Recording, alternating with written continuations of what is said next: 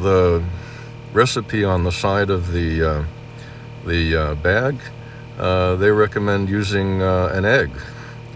But I find instead of using an egg, I use applesauce, and it works perfectly well.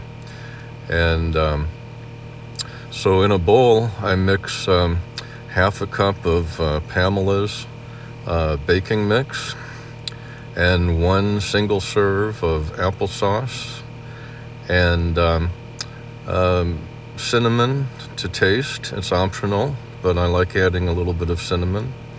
And then either a splash of olive oil or coconut oil, depending on which way you want to go with that. And then some water. Just enough water to get a kind of an oatmeal-y consistency. Not too thick, not too loose. So you have to kind of work that out yourself. I normally don't use measurements. But this is what it looked like, the batter. And this is the mixture of Pamela's pancake mix, vegan, gluten-free, with the applesauce, cinnamon, water, and olive oil mixed nicely together. And then I bake it in a rice cooker.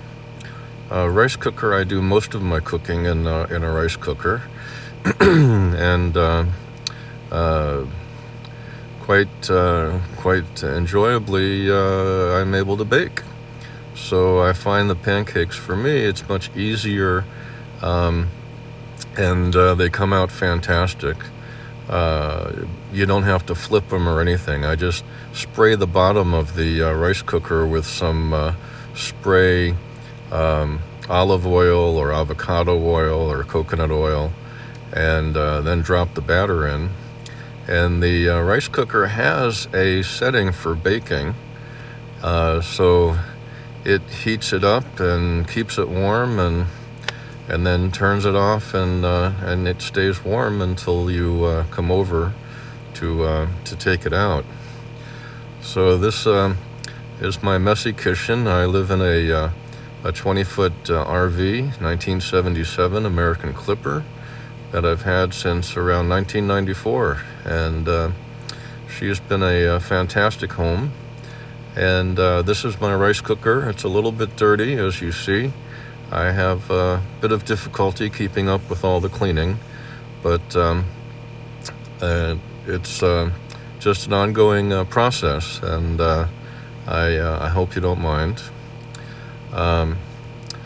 There's the pancake that has been fully cooked inside the rice cooker. So the rice cooker has this bowl that is removable, and I took it out and turned it upside down over a plate so that as the pancake cooled, it just plopped out onto the plate.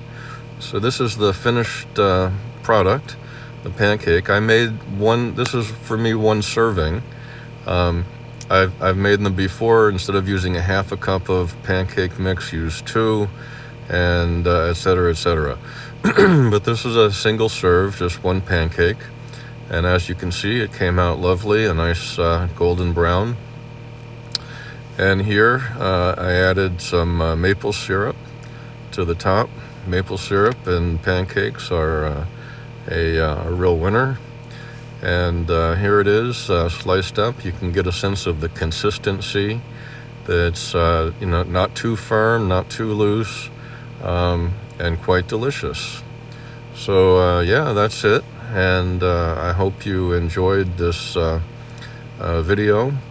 I'm not really set up to do movies, but I thought this morning that I would try doing more like a slideshow and an explanation. So let me know in the comments below if you decide to try this pancake.